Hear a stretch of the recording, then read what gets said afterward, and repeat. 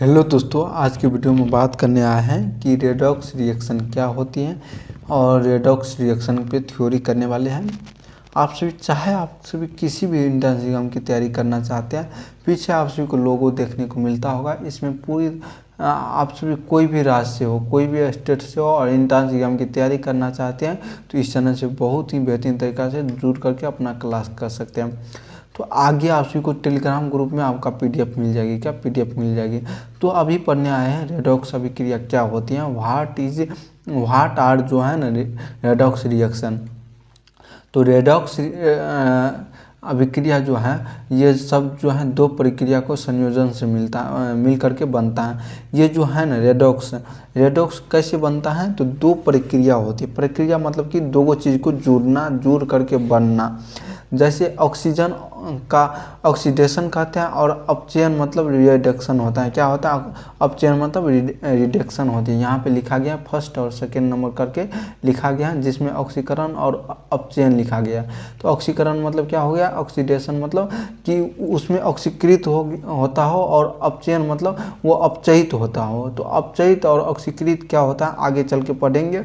अभी फिलहाल में देखते हैं रेडॉक्स अभिक्रिया क्या होती है। ये एक रासायनिक अभिक्रिया है। क्या रेडॉक्स अभिक्रिया जो है ये एक रासायनिक अभिक्रिया है जिसमें एक पदार्थ का ऑक्सीकरण होता है। मतलब कि अगर दो पदार्थ है तो उसमें पहला का ऑक्सीकरण होगा और दूसरे पदार्थ का क्या होगा? अपचयन होगा। तो यहाँ पर आप सभी देखने को मिला होगा ऑक्सीकरण और अपचयन, ये दोनों का जो मिलता है तो क्या होता है? रेडॉक्स अभिक्रिया कहलाता है। क्या कहलाता है? रेडॉक्स अभिक्रिया कहलाता है। इसमें क्या होता है कि परमाणु और आयन जो होती हैं ना दोनों से इलेक्ट्रॉन का हस्तांतरण होता है। क्या परमाणु और आयन से इलेक्ट्रॉन का हस्तांतरण होता है और दूसरे परमाणु या आयन में होता है। चाहे पहला में से निकल के दूसरा में जाता है और दूसरा से पहला में, ये जो है चलते रहता है। वो क्या कहलाता है? रेडॉक्स अभिक्रिया कहलाता है। और ऑक्सीकरण जो होती हैं और अपचयन जो होती हैं इनकी अवधारणाएं क्या क्या हैं? क्या concept of oxidation and reduction क्या होती हैं, चलिए जानते हैं। तो ऑक्सीकरण और अपचयन को समझने के तीन तरीके हैं जो एक दूसरे को पूरक हैं, मतलब कि एक दूसरे के मिलजुल के रहता है। कौन कौन? ऑक्सीकरण और अपचयन। तो तीनों प्रक्रिया चलिए जानते हैं क्या क्या है। तो पहला होता है इलेक्ट्रॉनों का हस्तांतरण पर, तो मतलब कि बेस्ड ऑन इलेक्ट्रॉन ट्रांसफ़र, मतलब कि ये जो है ना इलेक्ट्रॉन का हस्तांतरण कैसा होता है उस पर ये बेस्ड है। तो पहला देखने को मिलता है कि ऑक्सीकरण जो होती है, ऑक्सीकरण यह प्रक्रिया जिसमें परमाणु आयन और अणु इलेक्ट्रॉन खोता हो। ऑक्सीजन मतलब हुआ कि जिसमें अगर कोई परमाणु है और उसमें आयन परमाणु और अणु तीनों खोता हो, वह तत्व जो तीनों खोता हो, परमाणु भी, आयन भी और अणु भी खोता हो, वो क्या कहलाएगा? इलेक्ट्रॉन का हस्तांतरण कहलाएगा। जैसे यहाँ पे सोडियम देखा जाए जिसको Na कहते हैं, जिसमें Na plus plus ion electron कहते हैं। तो माइनस चार्ज भी लगा है और प्लस प्लस आयन भी लगा है। क्या आयन भी लगा है और ये क्या है? परमाणु है। Na क्या है? परमाणु है और इसमें जो है दो इलेक्ट्रॉन चला गया तो ये क्या हो गया? अपने परमाणु को कम कर दिया। मतलब कि जो सोडियम है 11, ये 2 इलेक्ट्रॉन को दे रहा है, किसी को दे रहा है। ये सब अगर आप सभी बेसिक तैयारी होगा तो आप सभी को बहुत ही बेहतरीन तरीक़ा से अभी समझ में आता होगा। और अपचयन क्या होता है? इसी इलेक्ट्रॉन का हस्तांतरण में अपचयन का क्या काम होता है? यह जो प्रक्रिया जो है इसमें परमाणु, आयन, अणु तीनों इलेक्ट्रॉन प्राप्त करता है। क्या? तीनों प्रकार का इलेक्ट्रॉन प्राप्त करता है। कौन? अपचयन तीनों प्रकार के, जो मतलब क्या होता है? जो लेता हो। क्या लेता हो? जैसे यहाँ पे Cl मतलब क्या होता है? क्लोरीन होता है। ये क्या कर सकता है? एक इलेक्ट्रॉन किसी से ले सकता है। क्या हो सकता है? ले सकता है। इसमें ये जो है अपना कोई भी एक इलेक्ट्रॉन ले सकता है किसी से, सोडियम से भी ले सकता है। जैसे आप सभी जानते होंगे NaCl2 होता है। तो Na मतलब 2 इलेक्ट्रॉन को त्याग करेगा तो Cl2 को एक एक इलेक्ट्रॉन देकर के पूरा करेगा, तो वो अस्थायी हो जाएगा। अस्थायी मतलब कि अपचयन मतलब क्या हो गया? परमाणु को लेना, और ऑक्सीकरण मतलब क्या हो गया? परमाणु को देना, आयन को देना, अणु को देना मतलब खोना, और ये प्राप्त करना मतलब अपचयन होना। इतना सही समझ में आ गया। तो इसके बाद आप सभी को देखने को मिलेगा, इस अवधारणा को याद रखने के लिए एक आसान तरीका भी देखा जा सकता है कि ऑक्सीकरण मतलब हो गया इलेक्ट्रॉन को क्या करना, नुकसान पहुंचना, मतलब कि ऑक्सीडेशन इज लॉस। और अपचयन मतलब क्या हो गया, इलेक्ट्रॉन को लाभ होता है, इलेक्ट्रॉन को क्या होता है, लाभ होता है। तो मतलब रिडक्शन इज गेन, गेन मतलब क्या हो गया, लेना, लाभ, गेन मतलब क्या हो गया, लाभ लेना। तो आप सभी कोई भी टीचर अगर बोलेगा गेन लॉस, तो आप सभी को ये समझ आना चाहिए, लॉस मतलब खोना और गेन मतलब लाभ होना, मिलना। तो अगला स्टेप सेकेंड नंबर जो है, तीन अवधारणाएं देखे तो सेकेंड नंबर किस पे बेस्ड है, बेस्ड ऑन ऑक्सीजन और हाइड्रोजन पे। क्या, ऑक्सीजन और हाइड्रोजन के हस्तांतरण पे ये बेस्ड है सेकेंड नंबर।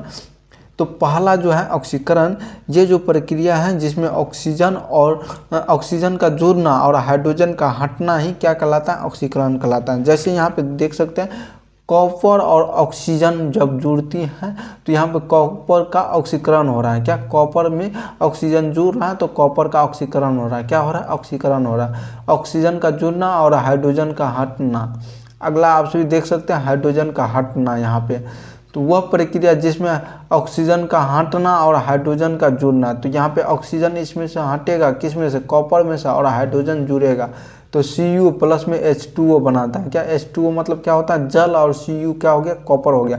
तो कॉपर ऑक्साइड अपचयन हुआ। क्या, कॉपर जो है छोड़ा तो अपचयन हुआ, क्या हुआ, छोड़ा तो अपचयन हुआ, और H2O जल बनाया तो ये क्या हो गया, ऑक्सीकरण हुआ। क्या हो गया, ऑक्सीकरण हो गया। जुड़ना मतलब क्या होता है, ऑक्सीकरण होता है। तो यहाँ पे देखते होंगे Cu के साथ O जुड़ा है। क्या जुड़ा है, O जुड़ा है। तो यहाँ पे H के साथ क्या जुड़ा, O जीरा, तो यह क्या हो गया, ऑक्सीकरण हो गया। और ये Cu क्या हो गया, अपचयन हो गया। मतलब यहाँ पे क्या होता है, कॉपर का ऑक्साइड अपचयन होता है। इस तरह से तीसरा अवधारणा क्या है, ऑक्सीकरण संख्या के आधार पर, तो मतलब क्या हो गया, बेस्ड ऑन ऑक्सीडेशन नंबर, यानी कि ऑक्सीडेशन नंबर पे बेस्ड रहेगा कौन चीज़।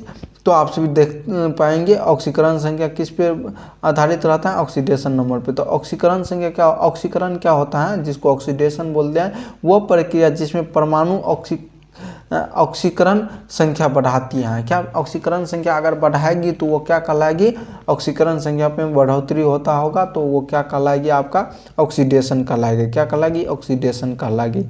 जैसे Fe2+ है, वो क्या बना ली, Fe3+, मतलब यहाँ की ऑक्सीकरण संख्या में 2 से 3 हो गया। मतलब लोहा के पास 2 इलेक्ट्रॉन त्याग करने की क्षमता रहती है और वो 3 भी कर सकती हैं, तो मतलब 2 से 3 बन सकता है। तो ये क्या हो गया, ऑक्सीकरण संख्या का बढ़ोतरी होना।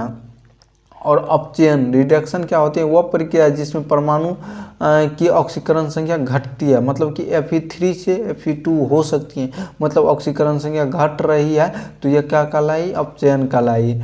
यह आधुनिक और सबसे सटीक तरीका है क्योंकि ये सभी प्रकार के रेडॉक्स अभिक्रिया पर लागू होता है। ये जो है ना, अभी जो आप सभी तीनों प्रक्रिया पढ़े, तो ये सारे प्रक्रिया आप सभी को देखने को मिलेगा ऑक्सीडेशन अभिक्रिया में। और ये जो लागू होता है थर्ड नंबर वाला बेस्ट तरीका से सारे में देखने को मिलेगा, लगभग में देखने को मिलेगा लागू होते हुए।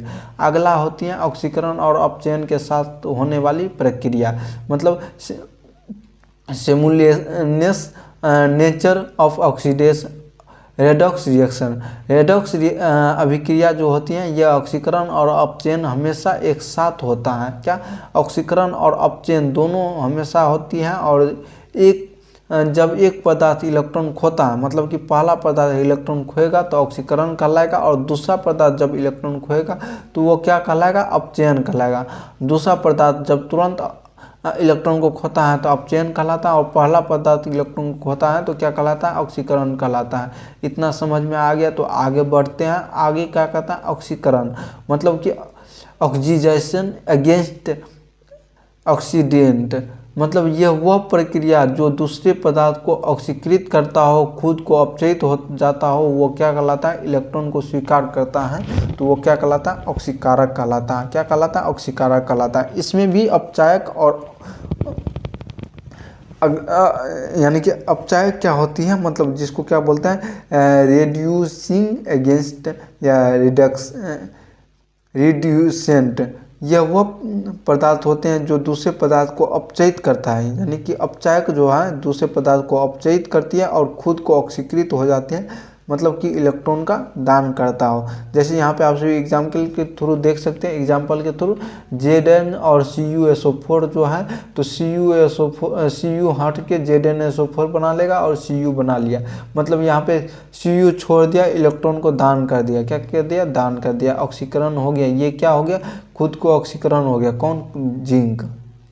आगे देखने को मिलेगा इसका अवकलन, मतलब समझिए इसको क्या कहता है कि जिंक जो है कॉपर सल्फेट से अभिक्रिया करके कॉपर को क्या कर दिया? विस्थापित कर दिया और आयनिक रूप से Zn प्लस Cu2 जो होता है, तो Zn2 और Cu बना लिया। अगला, ऑक्सीकरण संख्या पर निर्धारित करने का रूल्स क्या क्या होता है? रूल्स आगे नीचे देख सकते हैं। इनसे आगे जो है अगली क्लास में पढ़ाई की जाएगी। क्या अगली क्लास में PDF कहाँ पे मिल जाएगी? आप सभी को देखने को मिलता होगा।